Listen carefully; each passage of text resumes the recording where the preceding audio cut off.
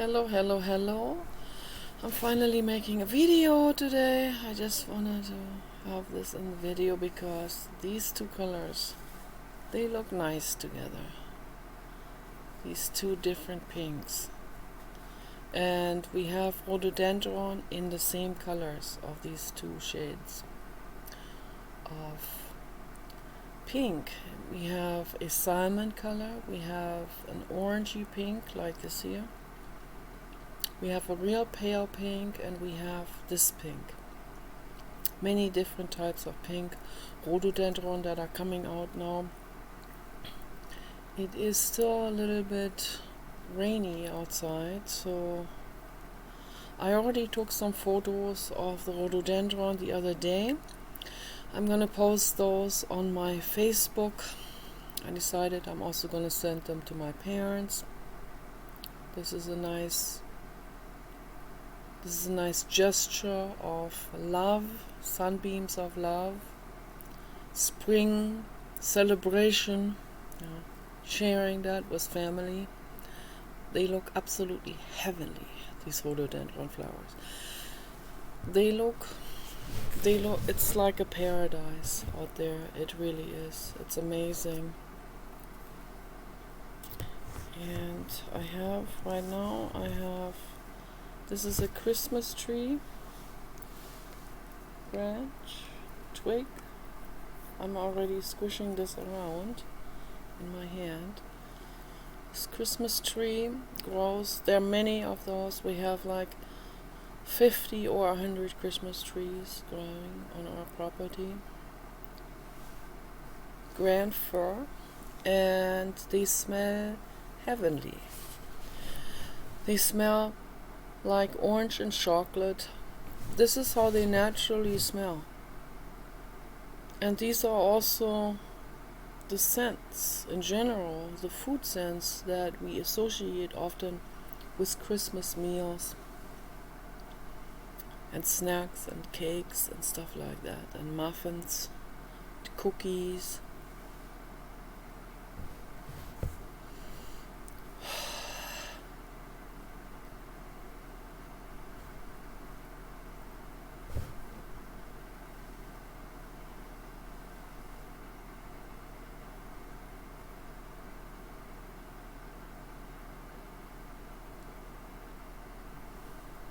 Very, very nice.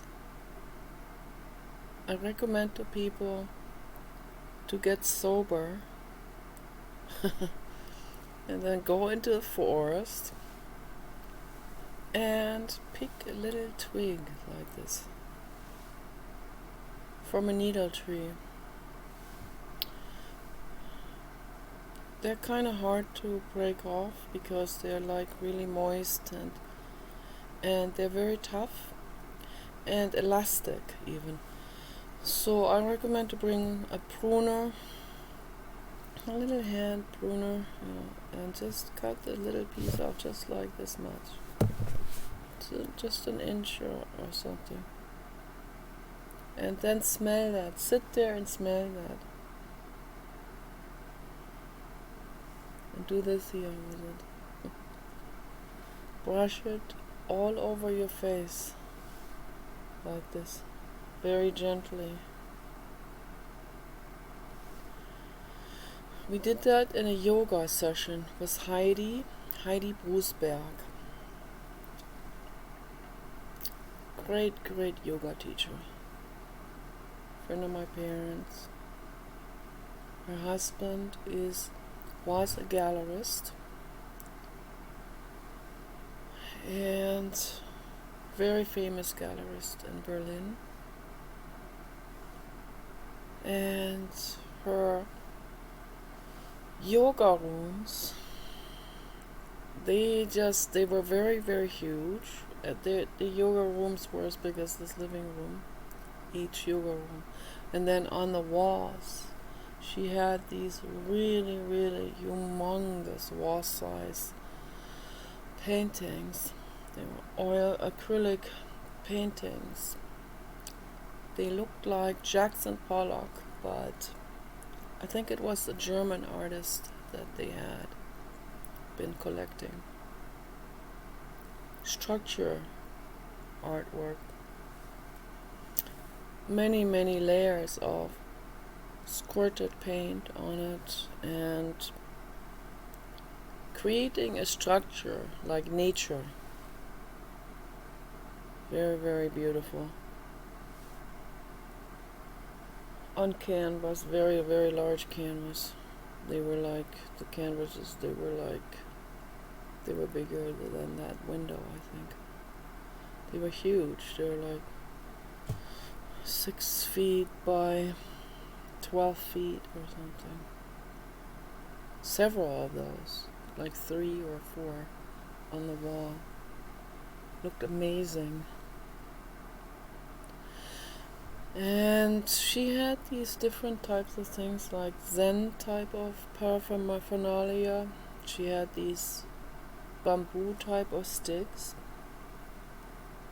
and brushes, and she had us sit in pairs across from each other, and we would take, one person would just sit and meditate, the other person would take one of these bamboo brushes, and we were told to just paint one half of the other person's face like this with a brush over it gently, just one half for 10 minutes,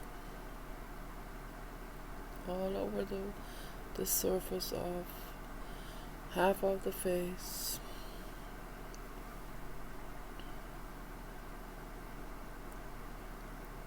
Try that sometimes.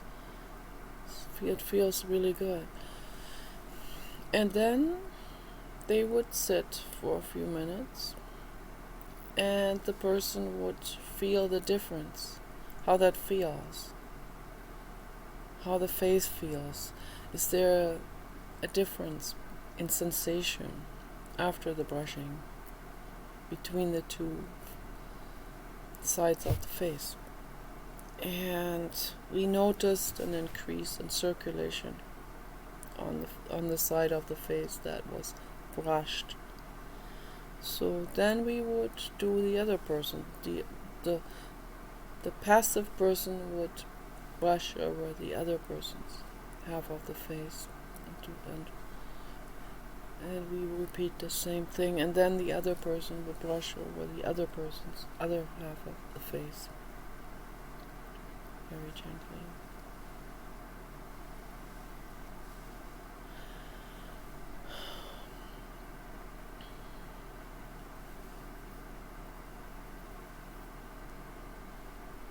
It's very good. Very relaxing.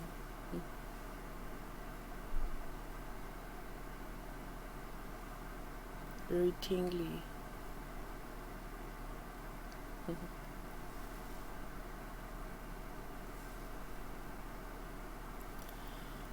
So we did those kind of things, meditations and slow yoga.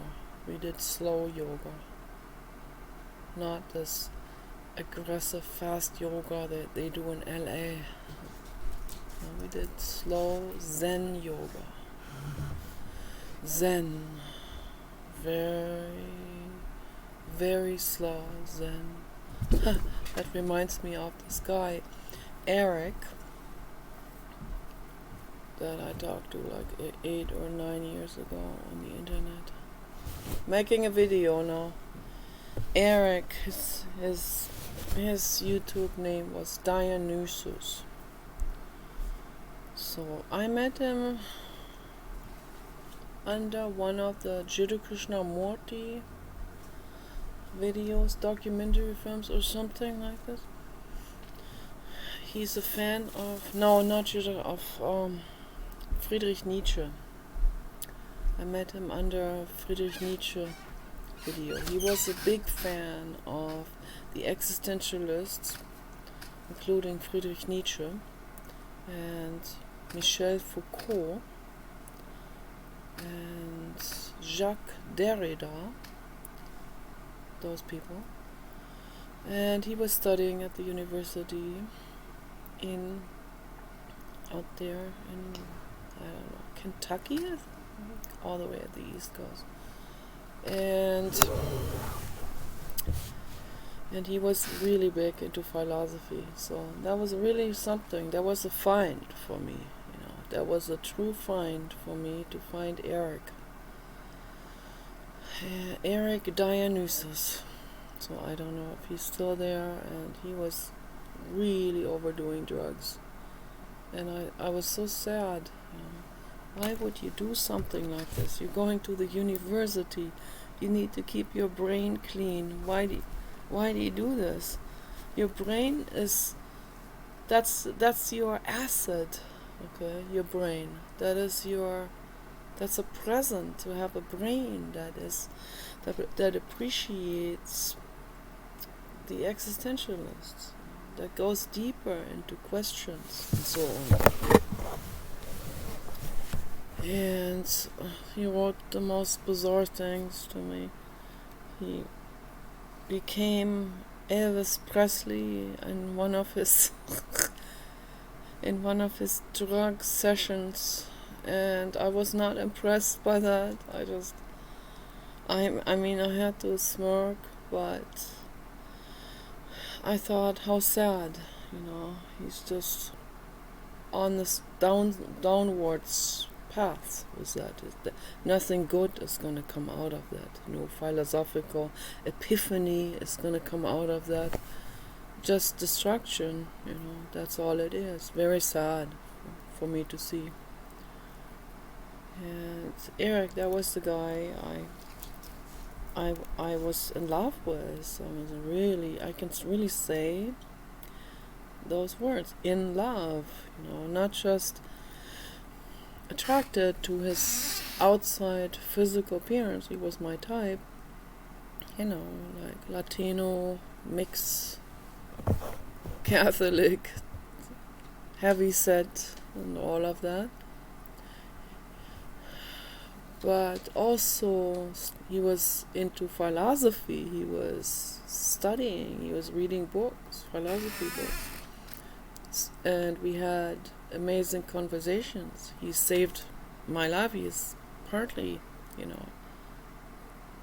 he is one of the modalities that I had. Baby dog, don't do that. That saved my life, So my dog Kenny, Jiddu Krishnamurti videos, and the conversations with Eric, okay, they saved my life in 2012. And I told him, I'm in love with you. How do you feel about me? I wanted to know. I didn't want to play games or be kind of like hoping for something, So I wanted to know, after we had been talking back and forth, writing to each other in email for several months. So I wanted to know how he feels, and he says sorry, he doesn't feel that way about me. I know why. I looked like so incredibly dorky at that time. I mean, so incredibly dorky. It's insane how dorky I look. I still look dorky, but I mean, not near as dorky as I used to look. No, he wanted he was into women like Pamela Anderson, so women that are making themselves look very, very, very, very sexual, and there's nothing wrong with it, I'm not criticizing it. Most men are into that, so I'm not blaming them. They're dressing up sexual, so yeah, that's more appealing than being dorky, right? Having bangs and a polo shirt like this that's uptight and stuff like this. Puffer jackets that puff you up like that. No, they want the girls to show skin, and I don't blame him at all. It's just, I told him I really appreciate him. I really appreciate these conversations. I appreciate hanging out with him. There we got electrocuted again. Oh my goodness. Oh my god. Not very much, but little.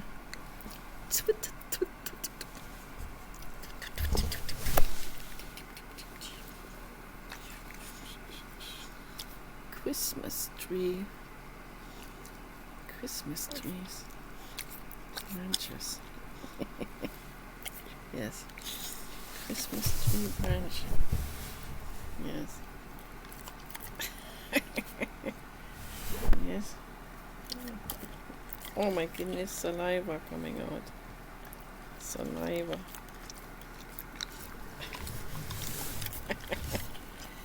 Yes, saliva coming out. Oh, that smells so good, doesn't it? Yeah, it smells good. Oh my goodness, yes. That smells so good. Oh, saliva went on the keyboard now and on the screen.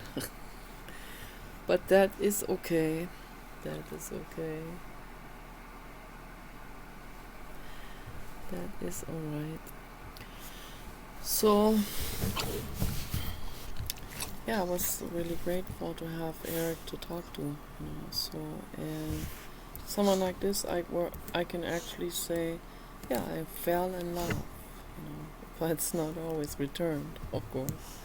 I fell in love with him because I was physically attracted, and I was also deeply grateful to him, and I felt a connection to him. We talked about philosophy, and so that made me fall in love with him. And I would have loved to meet him, but he was so heavy into drugs and alcohol, that was not for me. So that would never have worked anyway.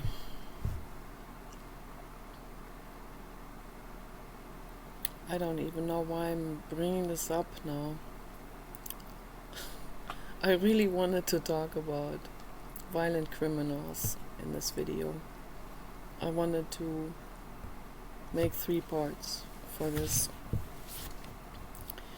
And I guess the reason why I'm bringing this up is because I want to tell you what makes me fall in love with a man. Not mean behavior, bullying and all of this, and he was not necessarily a person that would be a pushover. No, he was very much into his own world and outspoken. He was very much for deconstructionism. He didn't like the world the way it is. That he thinks it needs to be deconstructed and reconstructed in a better way.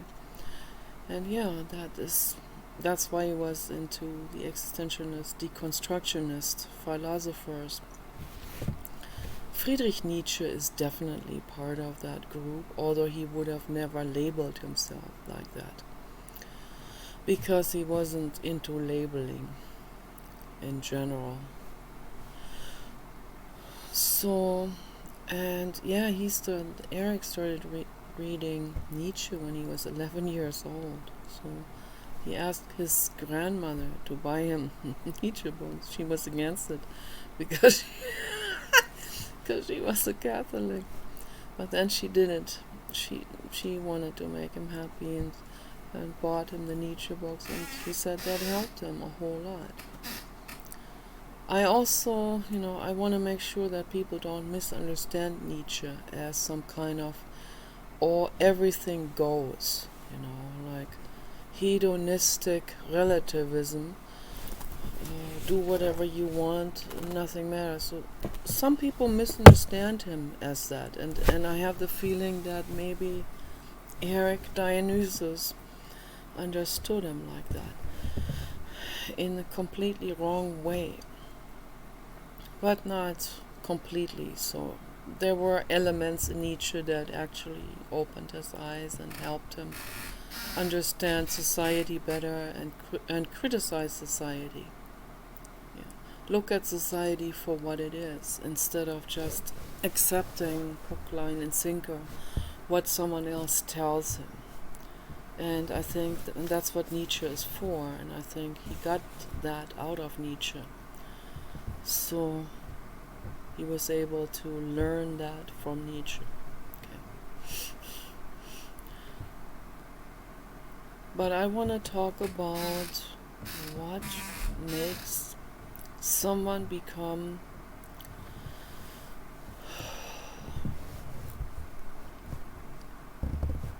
a person who, that's even hard for me to say this because of OCD, but what makes someone become violent? And I'm completely against violence. I want no violence. My whole life I was like this. When I was in a child play therapy with Annalise,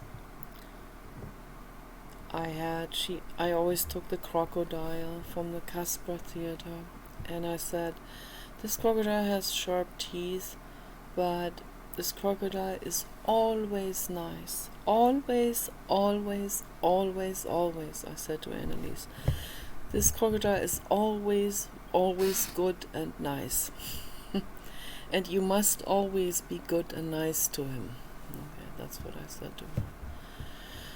And I know what I associated with that crocodile. I associated my grandfather's Great Dane with that crocodile, because the Great Danes have a similar mouth as the puppet crocodiles. So, kind of elongated muzzle like this, like a milk carton, and sharp teeth and long row of teeth. So even longer, I think, than the wolf. More like Doberman. Doberman falls into that category as well. But I think the Great Danes, they have really the longest muzzle, with the most teeth in that muzzle, like a crocodile. So, and the Great Dane was always nice, and I was always nice to the Great Dane. And I always told my grandmother, who lived with the Great Dane, that the Great Dane is always nice and we must always be nice to each other, and the world needs to become all nice. So it's been a lifelong dream of mine. So like since age 2 or 3, where I could first speak and put words to it. So it's my lifelong dream that the world becomes good and kind. And then when I grew up, I saw that once in a while I heard about something horrible happening in the world. Back then it was just once in a while, so now it's all the time, every day.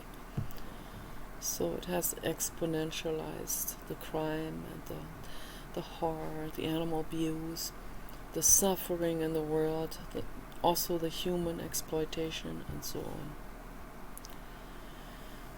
And so as I grew older, I became more and more concerned about this, and I wanted to also find out what causes people to become violent and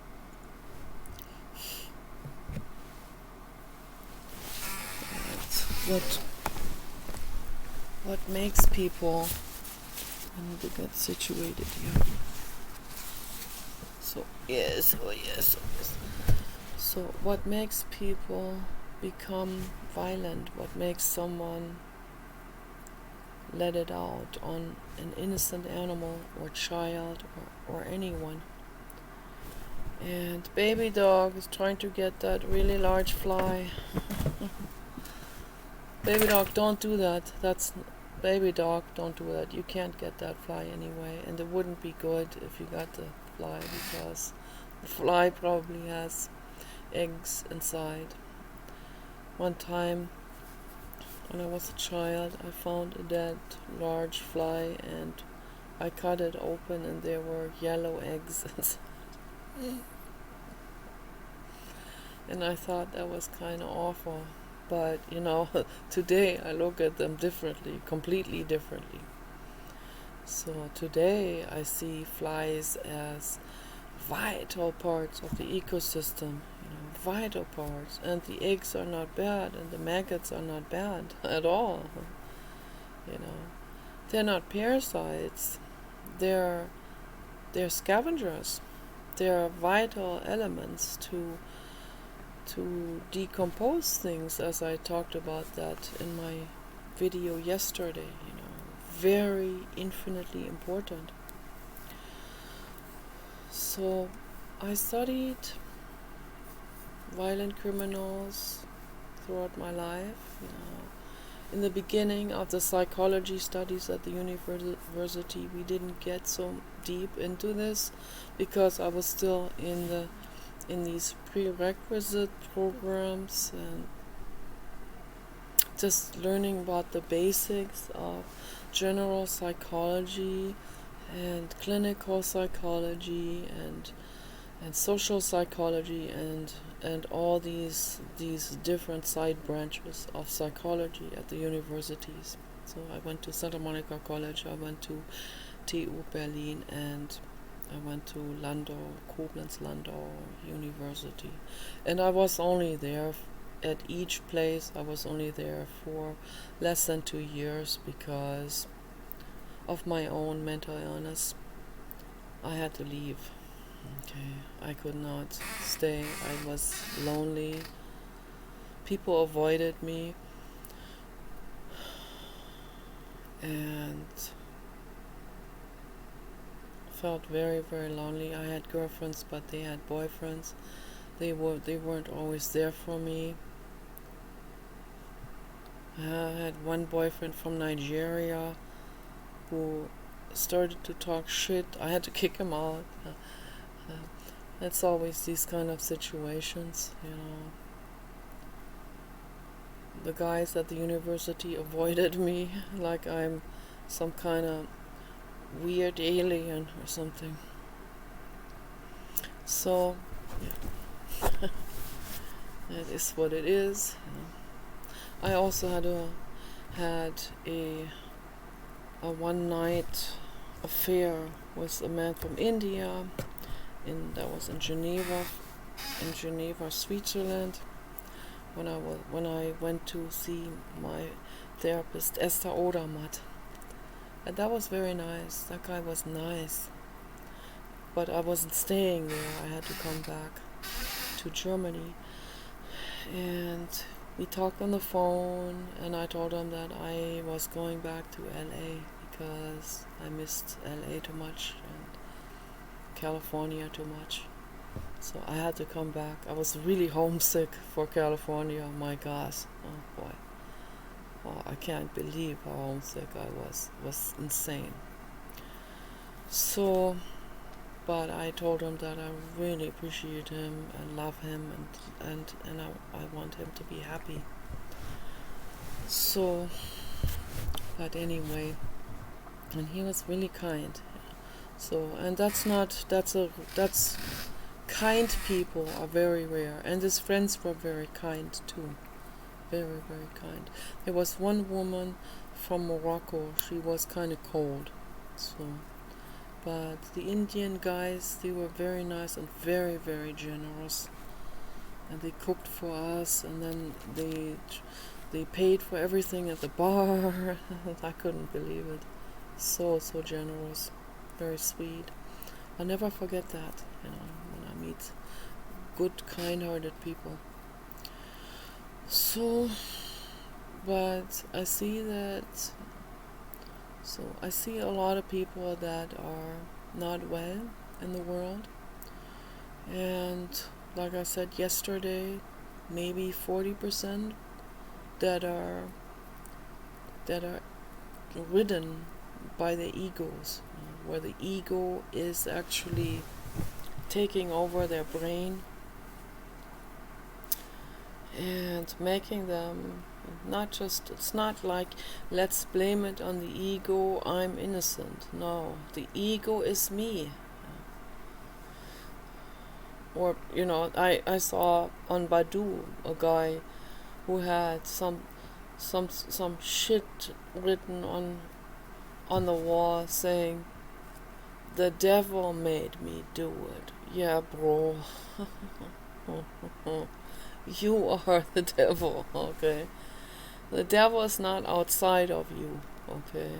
You are the asshole, okay? You did it, and you made that conscious decision to do whatever shit you did. So, and that's a fact. But I didn't even contact him. I stayed far away from that guy. He already had a sadistic look on his face and all of that. Red-haired guy. So, but these, those kind of people, they come in all colors and all shapes. And there's what's the underlying reason? That's what I've been trying to pursue. That's what I'm trying to figure out in my life. What's the underlying reason for people to become like this? To become psychopaths, or to become sadistic and violent? What's the underlying reason? So obviously, I can already group these people into two categories, rough categories. One is the group of people that lash out, that don't have any kind of control over their emotions and anger, and they get very angry very quickly. And the other group consists of people who plan a crime very carefully. People like Jeffrey Dahmer, people like Ted Bundy. There was a guy Paul told me about who had like 100 corpses in his house of people he murdered. And the reason why he was finally caught was because he had a dead woman sit in the passenger seat with the seat belt around her. And when they got to an intersection, she must have slumped forward or something, or fell over to the side like that. And the people next to him in their car, they saw that and they thought, well, that woman, something is not right with her. I bet she doesn't feel so good. So I guess they called the police, and they caught him, and they found out that woman is dead, or had already been dead for a couple of days.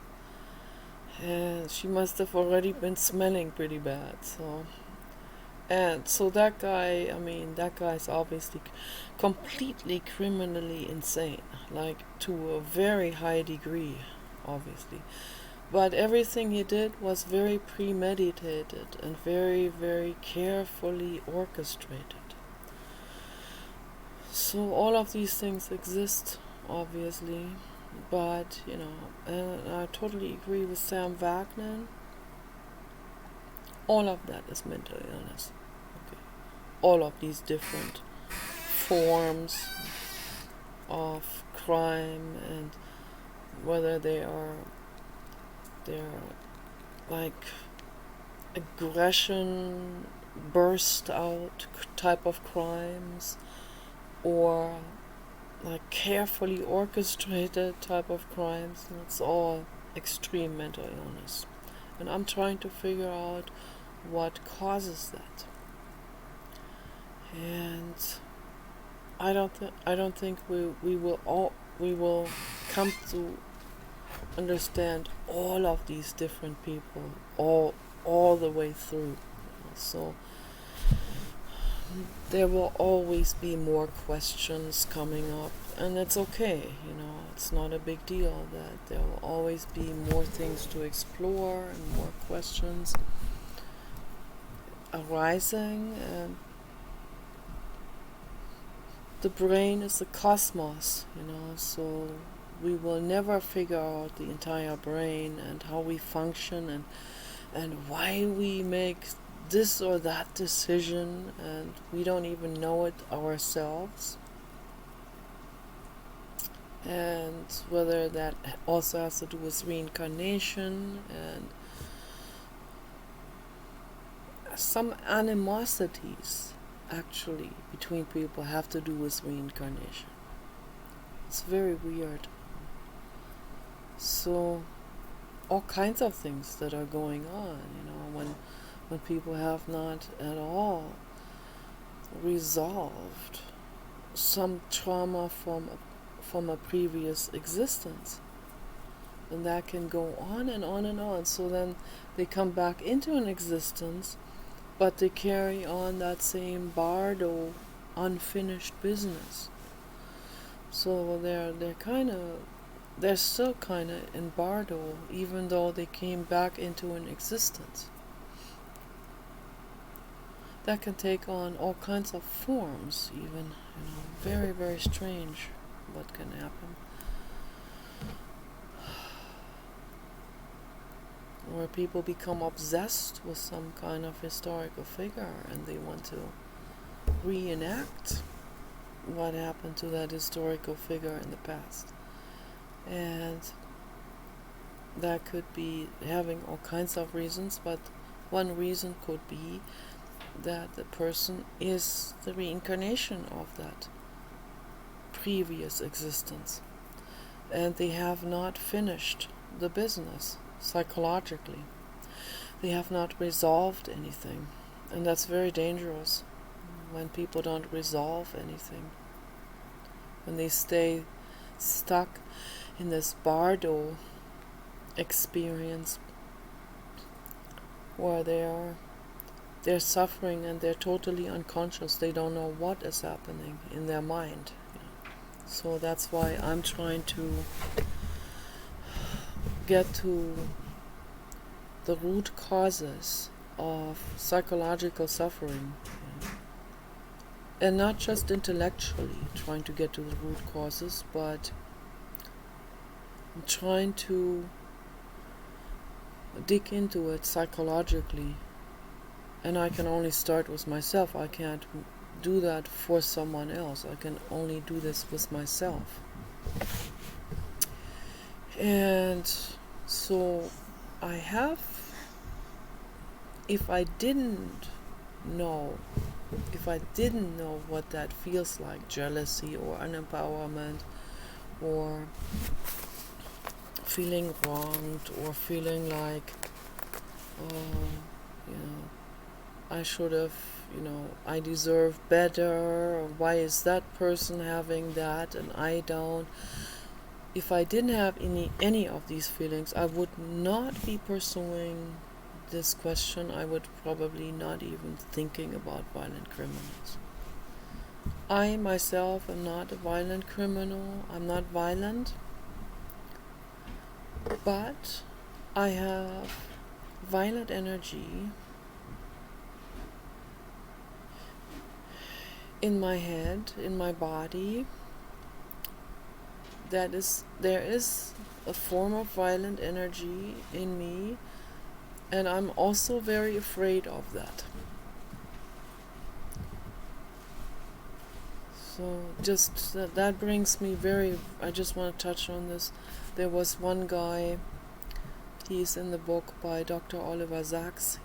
Dr. Sacks was writing about very curious cases of very weird psychological disorders that people had, and where they ended up in prison or in insane asylums because they couldn't function anymore, or they were a danger to society. So there was this one guy, he wakes up one morning and sees his woman decapitated next to him in bed, and blood all over, and the knife is in his bed with blood on it, and he even had his hand on the knife, kind of like next to the knife, as he was waking up. and he could not make sense out of that. So he figured someone must have come in there and done that to her and then framed him for it. So he passed lie detector tests, all of this. He was so devastated over the death of his wife that was so shocking for him. He had to go into an insane asylum. Nobody ever accused him or suspected him. Everyone thought naturally, he's devastated. He went crazy over this. And then after a while, after a couple of years in that sanatorium with therapy sessions, suddenly, all of the sudden, and he was talking to Dr. Oliver Sacks also. Suddenly, Dr. Sacks was very good with people. He made people feel comfortable. This is really the key, in a therapy. You cannot feel judged by anyone. That's the bottom line of a therapy session. You cannot be judged. The moment you feel judged, you close up and you're done with that therapist. Cannot. There's no way you can open up to someone where you feel judged. Dr. Sacks never judged anyone. He just wanted to inquire into the person's mind and help them. And they felt that. And so this guy, he felt this love and everything. And then suddenly, all of the sudden, one day, the memory came back to him of him murdering his wife. And he didn't hold that back. He talked to everyone about this. He wanted to die, he was so devastated about that. The grief and the guilt over that, and the shock over that. He couldn't understand why he did this. So that story scared the shit out of me, because then I had to think, what if I have this type of violence inside of me that might come out in a completely unconscious way? I don't think that can happen, because I'm not an unconscious person. I talk about everything. I cry right away. I'm very impulsive. I get mad without being violent, but I can get mad. And then I will talk about it, or I will write about it, or I will scream in my pillow. So I don't think this can happen. These kind of things, this type of deeply repressed, like biologically so deeply repressed anger that he obviously had, that can only happen when someone lives with that kind of denial, anosognosia type of denial, that goes into biology, where they cannot allow themselves to feel anger. So not even consciously, like this is unconscious. The whole system is like suppressing this before anger even becomes conscious in any way. It gets suppressed in the lower levels of consciousness. This must have been so bottled up, and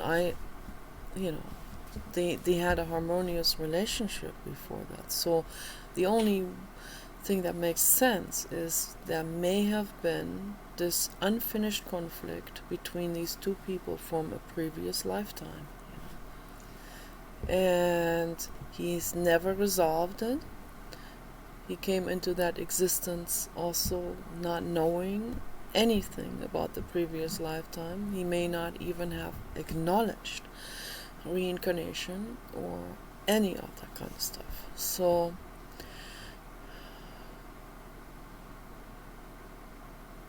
and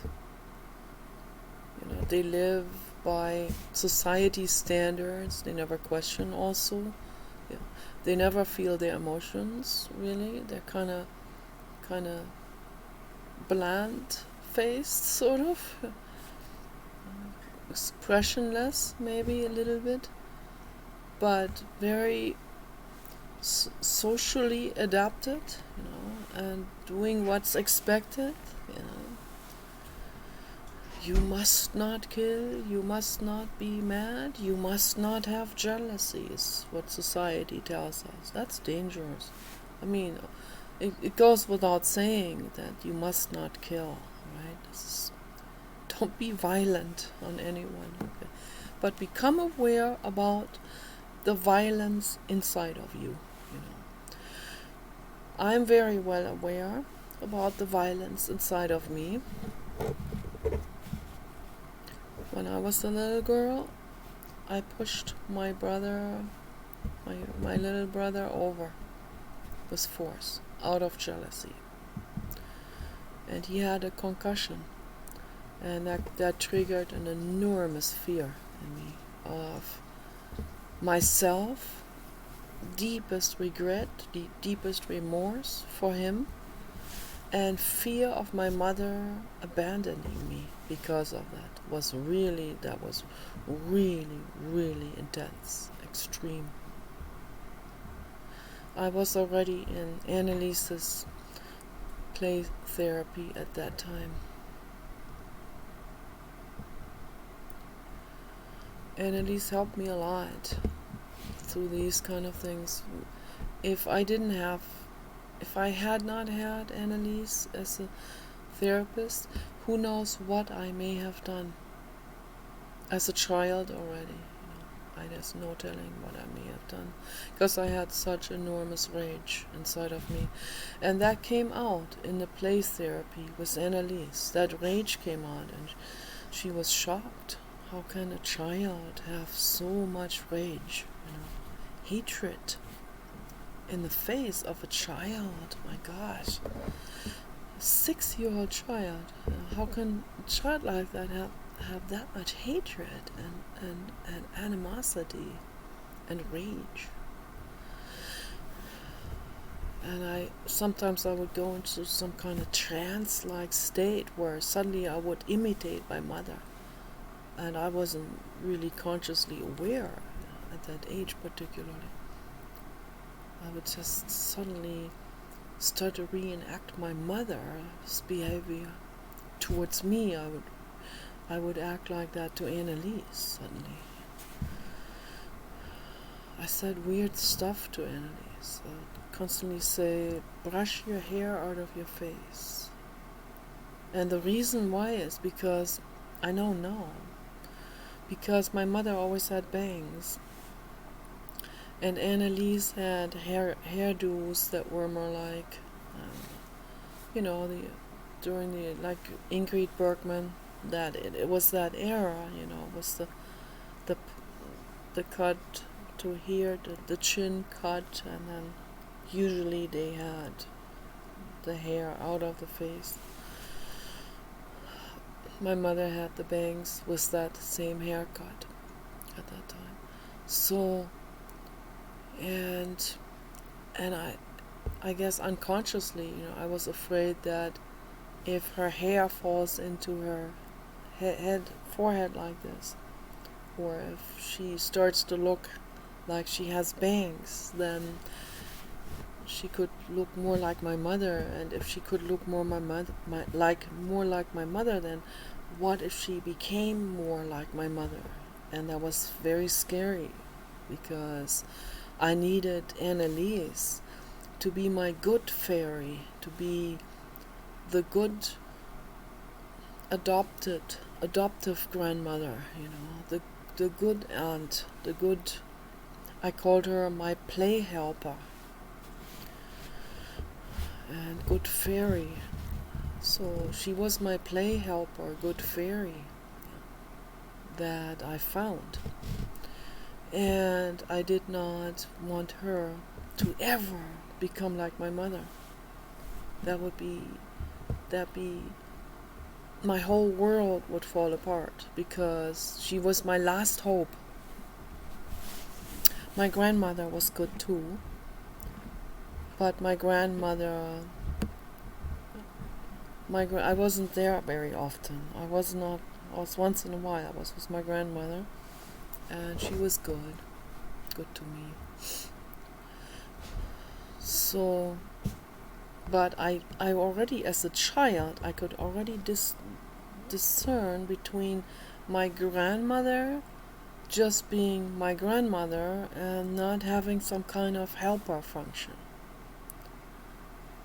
She was just being my grandmother. She was good and she cared about me, but she was not a therapist. So as a child I could already see the difference. This helper person, this helper fairy, okay? She was my helper. She was my psychological helper. I knew this. I could feel it. And I even called her up. I'll tell her about my nightmares. I wouldn't call my grandmother up to tell her about my nightmares. I felt like my grandmother would not be able to help me with this. I already knew. So I called her up. I said, Anneliese, I had another nightmare. I had the worst nightmares. Horrible. So I had another horrible nightmare just the other day. Horrible. I had nightmares like every other day as a child. It was so bad. I was dreaming about the dog falling into two pieces and one half walking away with crutches, and this dream really came about through the paintings by Salvador Dali. So because he had paintings like that went deep into my psychology, because that resonated with my pain. Okay. And Anneliese interpreted that dream as a fear of splitting apart. But it was much more than that. I'm sure that has to do with that too. But this had to do with the fear for the Great Dane. Because I loved him infinitely much. He was my best friend in the whole world. And my rabbit too. So the Great Dane and my rabbit, they were my best friends when I was growing up. And my grandfather had a large, very large horse, but I didn't get to see him very often. But I loved him so infinitely much. Infinite love. I was so impressed with that horse. So once in a while they lifted me up on the saddle. I was a little girl, like 3 years old. There are photos like that. And I was all happy in heaven. That's heaven for me, to be on the back of the horse. So I'm trying to dig into psychology. I'm trying to find out my own, the tension inside of me. So, there are all kinds of, it can go very deep, violent crimes and so on, the root causes, the actual reasons why people become violent.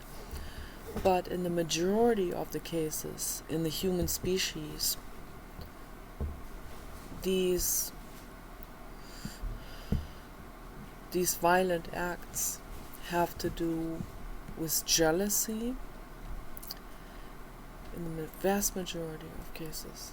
Jealousy, also repressed feelings, because the religions, they don't even allow people to feel jealous. So then they repress it, and then it becomes like a spring that is compressed, and it will force its way up, okay, at some point.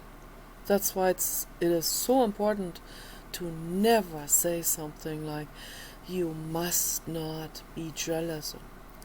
When someone is jealous, let's talk about it. Let's bring it out to the surface. Okay? Don't Don't bottle it up. Don't eat it in. Don't suppress it. Don't become unconscious about it. Talk about it.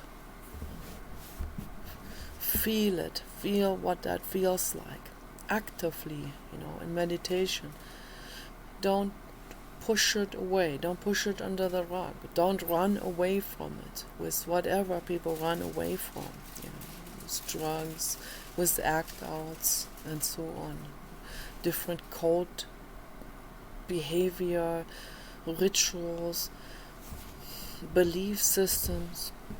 No, come back to the actual feeling that's underneath, the jealousy. What does it feel? What does this jealousy feel like? Go through it. Don't be afraid. What's much, much, much worse, what we should be more afraid of, is when suppressed anger and jealousy and those kind of feelings, when they spring up like some, like these spring dolls that come out of a box, those Jack in the Boxes. So that was a little doll in a box. They open up the lid and it comes popping out with a spring under the butt. So those were called Jack in the Boxes, and they were popular, I don't know, somewhere during the Second World War. They bartered those on the black market because after inflation hit in the United States. So some people made those, they're handcrafted. And this is very symbolic for the brain, when someone suppresses it, they compress that spring of anger and jealousy. And then it comes up at some point, in a very unexpected way, unexpected by other people, even unexpected by the person who is suppressing these emotions. So, and that's what happens with the Slender Man girls and that Elissa and many other kids who have been bottling up their jealousy, and instead of feeling the jealousy and talking about it and having someone to talk about it in the first place, not going to a grandmother and saying, "Grandmother, I'm so jealous of her," and the grandmother says, "You must never be jealous. That goes against the Christian religion," or that doesn't help the child. Okay, that just makes things worse. That makes people become violent criminals. Okay, the grandmother needs to say, "Come here, I'll make you tea. Sit down on the kitchen table. Let me give you a neck massage. Go ahead and cry this out. If the tears are out there, let's sit there together. Let's drink the chamomile tea. And tell me everything about it." I mean, that's very rare when someone is a natural therapist like this. Like Annalise was a natural. But she also studied it. So with Annalise, this came up, naturally came up. That anger, that bottled up anger, this tension, enormous tension, where there's no way out in your life, no way out. You can't talk to anyone about it. Everyone just shuts you up. Everyone's busy. Everyone is pursuing their own stuff, or they overload you with before you even finished repairing yourself or finishing some kind of unfinished business psychologically. They drag you to the next party where you're supposed to be happy, and so you're supposed to play happy and grateful, but inside there is hell. Okay. That's the majority of people That's the human neurosis, to always suppress and pretend something else, running away from pain. It's a human species condition. They make everyone else miserable with that. They cause their children to suffer. They cause their children sometimes to become violent criminals.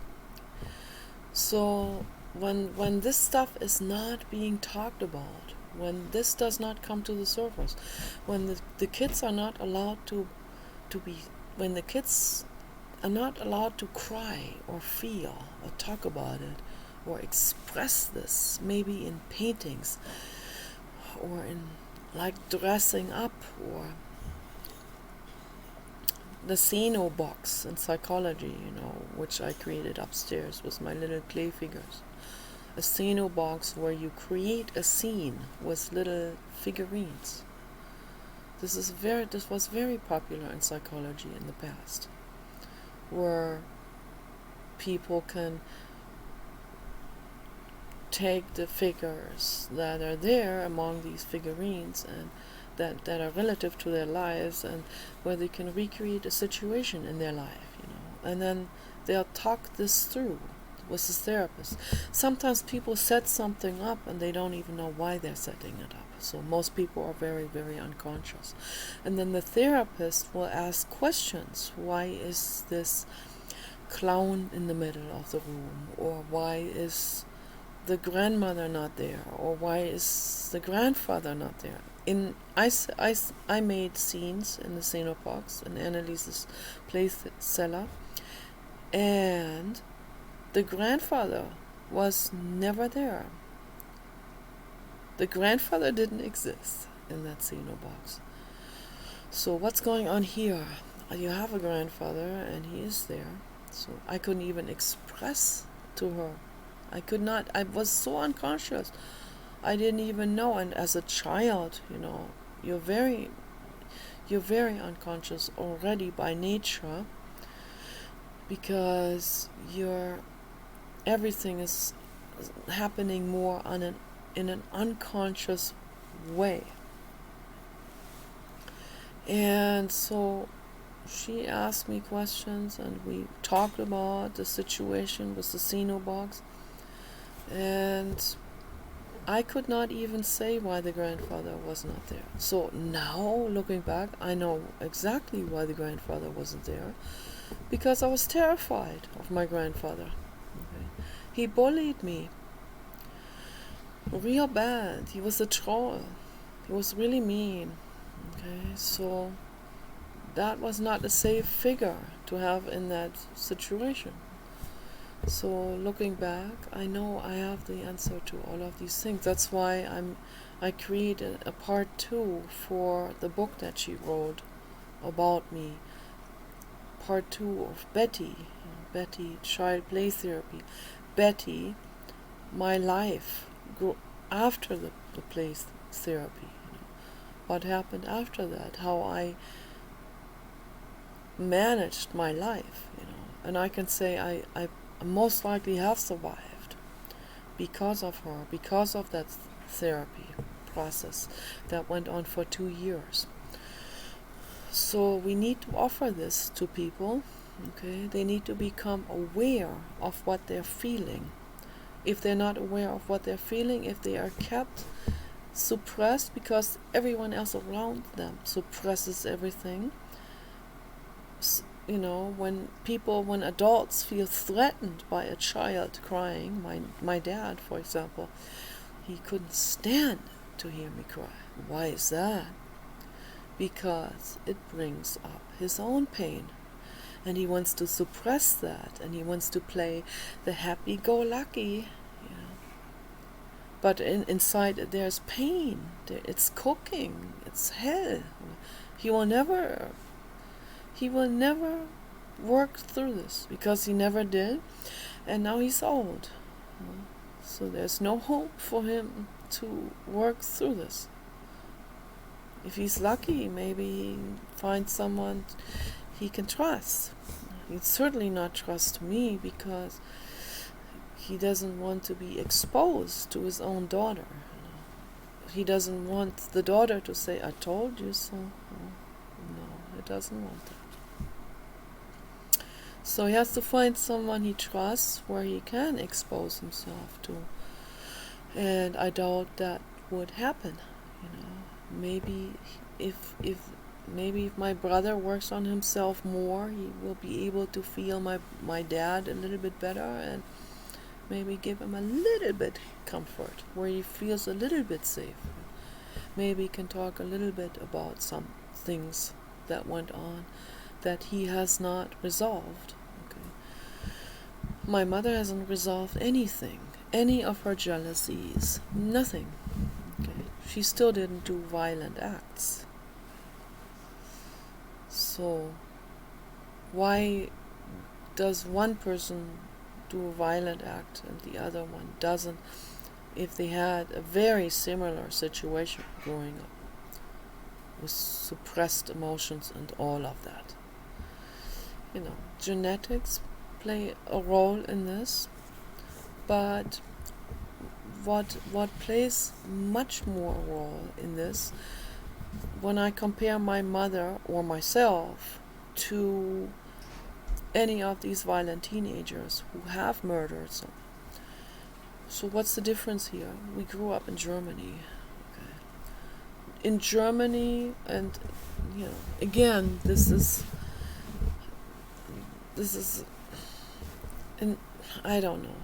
In Germany, violence is frowned upon. In Germany, violence is not accepted, or was in the past, before the immigrants came in. So the immigrants are completely turning it inside out now. The immigrants are turning Germany into the Middle East now. Okay. Very dangerous. Now, Germany or Sweden or Holland or any of these northern European countries, they used to be where violence is taboo. Violence is just not accepted socially. It's not socially accepted. So, people want nothing to do with someone who's violent. So later on, after, so in the 60s, 70s, that's when this anti-authoritarian movement came in. The hippie movement, the hippie era brought this in. That was the drawback of making things relative, making people into liberals, where people say, "Oh, we need to be more tolerant," and so on. That's very dangerous. So, but I'm talking about Germany in the past. We grew up with everything seemed to we would go anywhere. We go roller skating or ice skating, and we leave our bags there, our purses there, right? We don't even lock them up. They're there on the bench, and all of this is open. Just one example. We come back and our purse is still there, and our shoes are still there, and all of that. So we went to Kenya on a vacation. I put my shoes at the stairs to the hotel. We went for a walk at the beach at night. I come back, the shoes are of course gone. So the big difference, right? So we need to dig deeper into all of that, deeper, not just, and we need to also be willing to accept the facts and not deny the facts. Very, very, very important. Otherwise we can't heal. We have to first of all look at the situation. So what's going on? Sharia law rolling up in Northern Europe. There are no-go zones. The police is not even allowed in places of their own country, in Sweden and Germany too. Women are raped. It's getting bad. We need to look at it, not be blinded, right? Not I don't see anything, therefore it's all good. No, it's not, okay? Look at it. We need to look at the situation. we need to look at ourselves, okay? In the same way, I need to look what's there, what's going on. I can do an inventory of my own emotions. I feel jealousy. Yeah. Let's see, how do I deal with this jealousy? Do I suppress it? No, okay? No, I want to dig into it. I want to sit in meditation, not run away from it. And I want to feel it. Why? Not just analyze it with my head, but feel it. How does it feel like to be jealous? Like, what does it feel like? Okay? Let me feel through this in the ego dissolution funnel. Feel through it. Most people don't feel safe to do this. Most people don't have anyone to feel safe with to do something like this. So I don't blame people. That's why I don't blame anyone. But this is a tricky situation. That's why we must do this. If we can only start from an intellectual knowing, from an intellectual understanding, or maybe we have some kind of understanding, or more also an emotional understanding. Yeah, you're right. We need to work on this. Start right there with you. Everyone is part of this. If you do it, if you work your way through, you might recognize a teenager at risk, at high risk. Yeah, you go to a party, you go to a library, you go to a supermarket. If you worked through it yourself, suddenly you see that teenager, you see that expression on her face. And you go up to her before she becomes violent, before she snaps on and lets it out on a teenage or child friend. Okay. See that.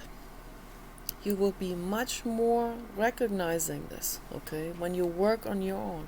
You can go up to that girl and you can say, hey, let's talk.